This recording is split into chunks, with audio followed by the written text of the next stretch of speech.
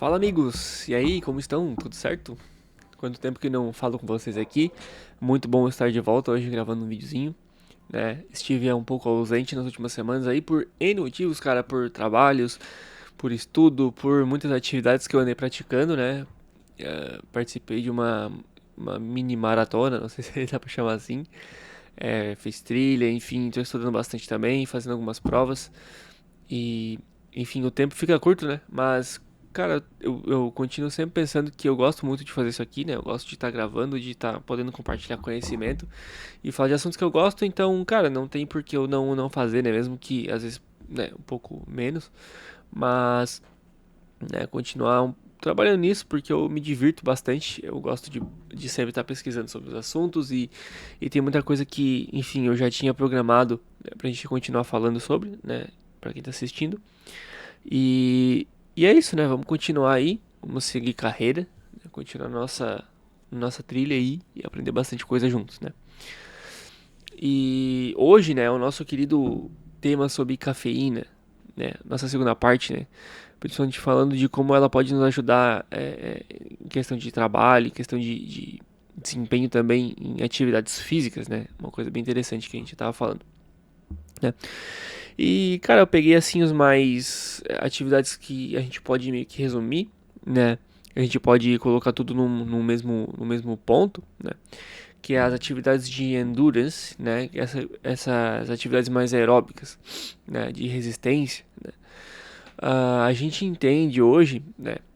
Que para a cafeína ser útil, ela pode ser usada de 3 a 6 miligramas, né? Por quilo corporal. Então, esse a medida, né, a métrica adequada que a gente pode estar usando para ter esse desempenho maior, né?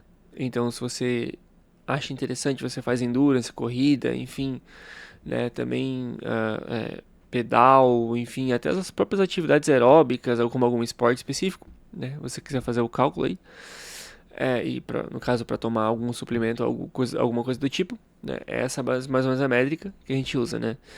E também, de certa forma, né, para musculação, por exemplo, né, atividades que utilizam força, mais força, né, de fato, né, é, é, também, de certa forma, né, essas indicações que eu já dei no último vídeo e essa aqui também para suplementação, né. E o que eu acho interessante a gente entender que a cafeína ela não é um suplemento de força, não é algo que vai te dar um a mais, assim. É algo que vai te repor a energia, né? Que vai te dar esse gás a mais, né? Como a gente entendeu um pouco também no último vídeo sobre cafeína, né? Como ela funciona, que ela é como se fosse esse boost de energia, né? Esse boost de desempenho no sentido de ter energia, né? Para executar. Então, também é interessante, né? Para quem treina força, né? Porque tá meio que diminui essa sensação de fadiga, né? Fadiga muscular. Então, é interessante a utilização de cafeína, né? Hoje eu acredito que quando você vai falar de pré-treino, né, a cafeína é a mais indicada, né? Ela é a mais. Por quê? Porque existe mais evidência que ela de fato funciona, né? Assim, no sentido de ser o pré-treino, né? De dar energia. Então, para quem gosta de pré-treino, para quem gosta de suplementação, né? No sentido de energia, né?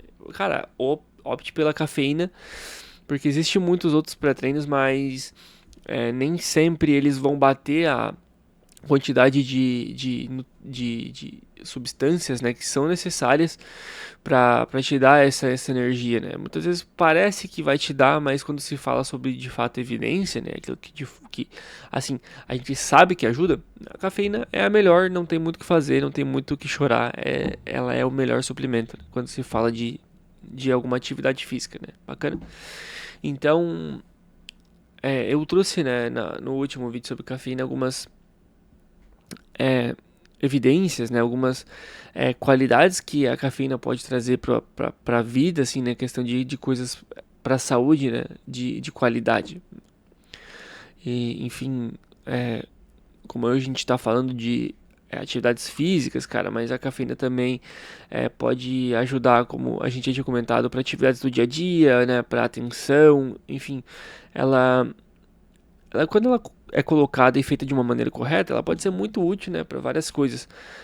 Não apenas como atividades físicas, mas também para o dia a dia, né? A grande questão é não ser exagerado, né? E eu acho que já posso puxar um pouco esse gancho, né, para falar um pouco de como ela pode ser prejudicial, porque a gente falando muito bem dela, né, pode parecer que ela é nossa, é a melhor coisa que tem, ela é um suplemento que não tem perigo nenhum, que enfim, né, posso tomar café a rodo, e aí isso aí vai me dar resultado, vai me dar benefício, e é isso aí. Mas quando a gente pensa em perigos, né, em alertas, né, porque não existe almoço grátis, né? Sempre tem um grande aviso, né? Em todas as substâncias. Algumas muito maiores, né? E outras nem tanto. Né? Mas a cafeína ainda assim tem esse risco, né? Esse alerta. E o que seria isso, né? Quando a gente fala de alertas, né, para cafeína, a gente sempre fala de dois grandes pontos específicos que a gente precisa falar, que são grupos de risco, né? Pessoas com já problemas, com doenças, pessoas de. Enfim, cara, fator genético, idade, condição pré-existente, né? E também a quantidade exagerada, né? Como eu já falei aqui nesse vídeo e no vídeo passado sobre quantidades, né? Quantidades que são recomendadas, né? Então, quando se passa muito disso, né? Começa a ter perigos, né? E quando a gente fala perigos, a gente fala tipo de problemas, né, cardiovasculares, né, aumento de pressão, isso a gente vê muito falar, né, pressão arterial e até em alguns casos risco de infarto, né. Claro que aí, como eu falei, são grupos muito específicos, situações muito específicas, né. Então, mas se sabe também pelas pesquisas científicas que isso tem uma questão relativa, né, relacionada. Outras questões, tipo distúrbio no sono, né? E questões mais de dependência da substância em si, né? Como todo mundo sabe, né? Enfim, se você não sabe, vai ficar sabendo agora, café depois de uma determinada hora da tarde, né? Você tomar muita quantidade de café, isso pode ser prejudicial pro seu sono, né? E aí todo mundo fala, Matheus, mas cara, eu tomo café e eu não me sinto mais alerta, pra mim eu durmo tranquilo, tudo bem, mas distúrbio de sono, isso é um problema que diminui a qualidade do sono. Às vezes você toma café 9 horas da noite e dorme, que é uma beleza, mas a qualidade do sono, ela é diminuída, né? Então, a grande questão não é aquilo que você percebe, mas é aquilo que de fato no seu corpo acontece, sabe?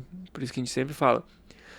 A gente, e mais pra frente até eu vou falar sobre isso em alguns outros vídeos, né, que a gente percebe o nosso sono de uma maneira que não é real. Né? A gente percebe como se fosse muito bom, e na verdade, né, quando se fala de qualidade de sono, a gente deixa muito a desejar, muitas vezes por não ter essa questão de perceber, né?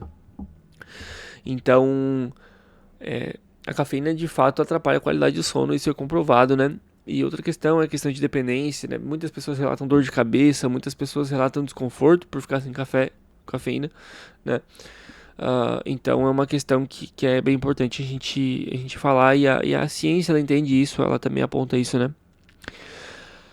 Também a gente pode relacionar questões como ansiedade, né? Como ataque do pânico, muitas vezes, né? A cafeína pode ser muitas vezes um gatilho, né? Ou pode ser um fator que aumenta esses problemas, né? A questão como, enfim, irritabilidade também no humor, né?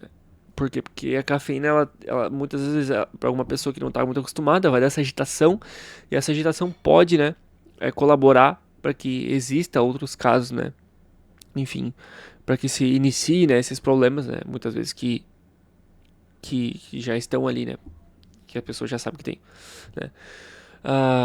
Eu acho que também é importante a gente citar, né, que muitas vezes pode dar problemas intestinais, né, no estômago, né. Muitas pessoas têm problemas, né, enfim, como gastrite, enfim, né, e o café é uma coisa que pode acabar piorando, né, essas situações. Existe também algumas pesquisas que pode dizer que a cafeína ela diminui a massa óssea, né, a longo prazo, né, utilidade em grandes quantidades ou em grupos de risco, mas isso é muito, muito mais específico ainda, né, de grupos que estão em risco. Mas fica aí, né, em desencargo de consciência que está falado aqui, né, sobre a cafeína, né.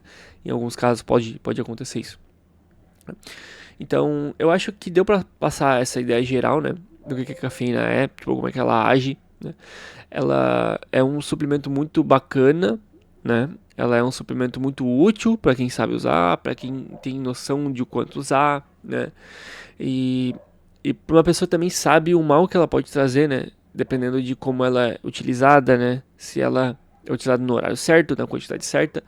Então, é aquilo, se for usado da maneira correta, né? Com inteligência, né? Com planejamento, ela pode vir a ser muito útil, né?